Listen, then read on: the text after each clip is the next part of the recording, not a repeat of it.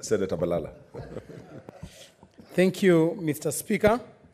Mr. Speaker, I stand here to vehemently support and second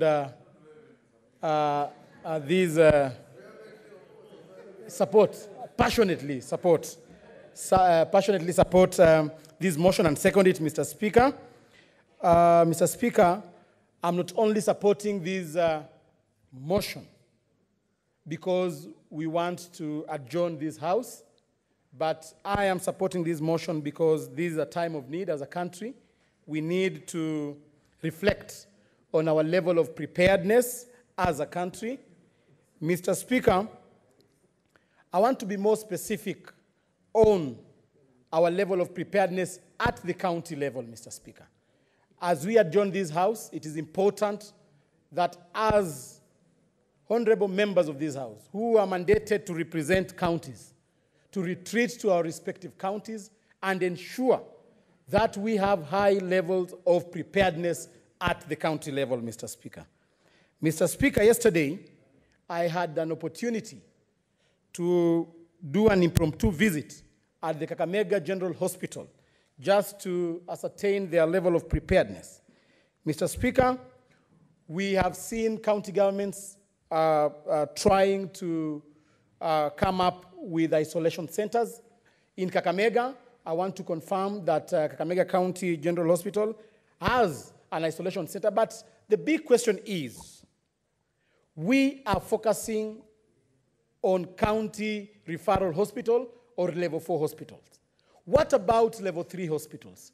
What about level 2 hospitals, Mr. Speaker? Mr. Speaker, the level of preparedness must trickle down to the primary health care facilities at the grassroots, Mr. Speaker. Mr. Speaker, I'm afraid that cases, the first line that will interact with the cases of corona will be at grassroots level, Mr. Speaker. And therefore, it is important, Mr. Speaker, as we prepare to handle these menace, Mr. Speaker, we prepare at grassroots level. Mr. Speaker, apart from the room that have been set aside to isolate patients of corona, in Kakamega, we've not seen the national government bringing enough equipment to facilitate the treatment of coronavirus, Mr. Speaker. Mr. Speaker, as per yesterday, a whole county, we had only received 10 PPEs. Those are the personal protection equipment. So it surprises me, Mr. Speaker, that in a whole country where we have more than 100 facilities, we only have 10 PPEs, Mr. Speaker. And therefore, it is important, Mr. Speaker, as the national government tries to curb this menace, Mr. Speaker, let them do it at grassroots level, Mr. Speaker. Mr. Speaker, we need to be told what type of medicine is used to treat corona, Mr. Speaker. Do we have the same medicine in Kenya? If we do not have, what are we doing to ensure that we have that medicine? Because just isolating a patient is not enough, Mr. Speaker. Mr. Speaker, I was told that the medicine that treats corona has a component of chloroquine, Mr. Speaker. Mr. Speaker, chloroquine, the last time chloroquine was manufactured in Kenya was in 2012, Mr. Speaker. And therefore, these are the questions we should be asking the current establishment as to whether we are ready and genuinely ready in fighting these coronavirus. The first people we should protect, Mr. Speaker, are the health workers. Yesterday, during my visit at the Kakamega General Hospital, I realized that the health workers at the casualty do not have protective gear. These people are at risk, Mr. Speaker. Mr. Speaker, the community health volunteers at grassroots level do not have protective gears, Mr. Speaker. It is the responsibility of the national government and the county governments, because health is a devolved function, Mr. Speaker, to ensure that the health workers have enough equipment to protect them, Mr. Speaker. Mr. Speaker, when it comes to the issue of dissemination of relevant information to our people, Mr. Speaker. Mr. Speaker, I was having a chat with one of the doctors in Kakamega and nurses, Mr. Speaker, they do not have information.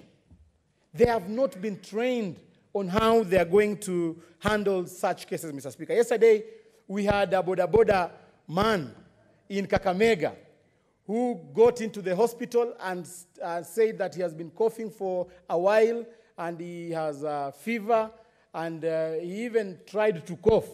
And all doctors ran because they did not know how to treat such a case, Mr. Speaker. And therefore, Mr. Speaker, it is very important for us to have a central place where information will be disseminated and a central place where we shall derive authority and as pertains to what we are supposed to do to curb this disease, Mr. Speaker. Mr. Speaker, we have seen different governors issuing out different decrees.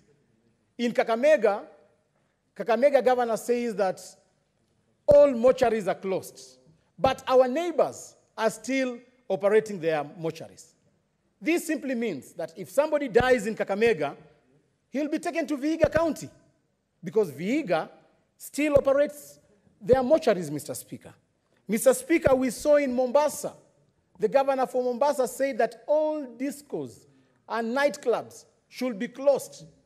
But his counterpart in Kilifi, just across Shimolatewa in Mtwapa, has said that discos will continue operating.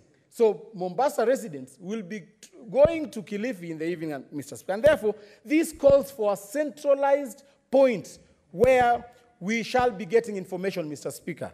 I want to encourage the governors, Mr. Speaker. Let them not start coming up with decrees that do not conform to the fight against coronavirus. Let us not contradict each other. Let us get information from the central committee formed by the President, Mr. Speaker. Mr. Speaker, I want to ask our governors not to take advantage of this situation, Mr. Speaker, and start spending anyhow, and start using government money anyhow in the name of curbing corona, Mr. Speaker. Mr. Speaker, we've seen governors who have started saying that they want to procure tanks within 2 days. Let them be put on notice that as senators, we're still watching them, and they will still be accountable. Any procurement that is done right now must follow the procurement rules that are set in the Public Procurement Act, Mr. Speaker. Mr. Speaker, we have seen business entities wanting to take advantage of this situation, increasing the cost of essentials, non-pharmaceuticals, sanitizers, even water, soap.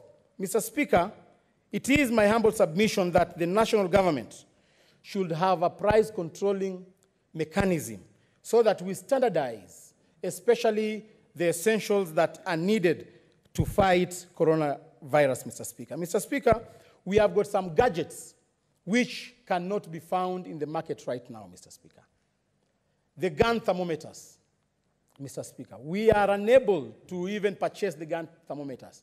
The masks are not in the pharmacies, Mr. Speaker. And therefore, it is the responsibility of government to ensure that they procure and supply the relevant equipment that is supposed to fight this disease, Mr. Speaker. Mr. Speaker, the big question is, when I got into Parliament today, I was received by an officer, police officer, who was using the gun thermometer. I don't know if he has any medical background to ascertain whether somebody is sick or not, Mr. Speaker. Mr. Speaker, if we need to be serious, Mr. Speaker, let us have people who are qualified, people who can interpret, Mr. Speaker, issues of health, Mr. Speaker. But the big question is, here in Parliament and in privileged positions and institutions, Mr. Speaker, we have the facilities. Everywhere you go in the corridors, you are met by an officer giving you sanitizer. Honorable Mutula Kilonzo has been working with 2 sanitizers since morning. Mr. Speaker, I appreciate the fact that we are privileged. But what about that common mwananchi in the village, Mr. Speaker? Do they know the essence of the sanitizer? Do they have the privilege of accessing the sanitizers, Mr. Speaker? Mr. Speaker, it is therefore my humble submission that let the county governments ensure that the villagers, the common mwananchi at the village level, access the use of sanitizers and any equipment that will help them stay away from this virus, Mr. Speaker. Mr. Speaker, we need to suspend some of the existing rules, Mr. Speaker, that we have, especially the NTSA rules, Mr. Speaker. Mr. Speaker, the NTSA is very clear that when you are boarding a border, you must put on a helmet, Mr. Speaker. Mr. Speaker, in Kakamega, we have a crisis there because people cannot share helmets right now, Mr. Speaker. Because if you share that helmet, Mr. Speaker, automatically, if somebody who has coronavirus is using the same helmet, Mr. Speaker, the virus will automatically, you'll automatically be infected by the virus, Mr. Speaker. And therefore, it is important for us to look deep into these issues. But this should not create any panic, Mr. Speaker. Because I believe that we pray a living God. And all our problems as a country, if we direct them on the cross of Calvary, Mr. Speaker, I want to believe that even this coronavirus will die before it gets to Kenya, Mr. Speaker. I'm told that already we have 3 cases which have been identified, Mr. Speaker. But I want to believe that that is the end of coronavirus. It will end at those 3 patients. And I want to wish them quick recovery. I want to assure them that we stand with them as a country and we are praying with them. So, Mr. Speaker, I want to take this opportunity to once again say that I passionately support this motion to adjourn so that we retreat back to our constituencies, Mr. Speaker, and be with our people. Mr. Speaker, I am one person who was affected by the issue of saying that people should be buried immediately they die, Mr. Speaker. Mr. Speaker, we shouldn't allow this situation to take advantage of, we shouldn't allow this situation to deteriorate our cultural fabric, Mr. Speaker. Mr. Speaker, in Western Province, we believe that when somebody dies, we must mourn him. Let us put enough measures, Mr. Speaker, to allow people to continue living the way they've been living. Let life not stop, Mr. Speaker. So, Mr. Speaker, I want to support this motion that we should go for recess. But when we come back, Mr. Speaker, let us adjust our calendar, Mr. Speaker, because I am aware that when we come back, we are again supposed to go on recess, Mr. Speaker. I will be suggesting, Mr. Speaker, that when we come back, let us amend the calendar of the Senate so that, Mr. Speaker, when we come back, we save the time that we have lost during this abrupt recess. Thank you, and may God bless you. Thank you, Speaker. I support the motion. Mr. Speaker, it's obvious that we're in a crisis. 1, 2, it's obvious that we have not taken enough measures. I saw the Cabinet Secretary yesterday, Ambassador Macharia, surprised that our matatus don't have sanitizers, our matatus are not clean. I realize, Mr. Speaker, Corona makes us equal, has no equal. We are going to realize that we are the same as those people who use matatus, and we are not safe, even those of us who live in big mansions, because the people who work for us come from slums or other places. Mr. Speaker, I was wondering whether, and Senator Sakaja and I proposed a framework for disaster management.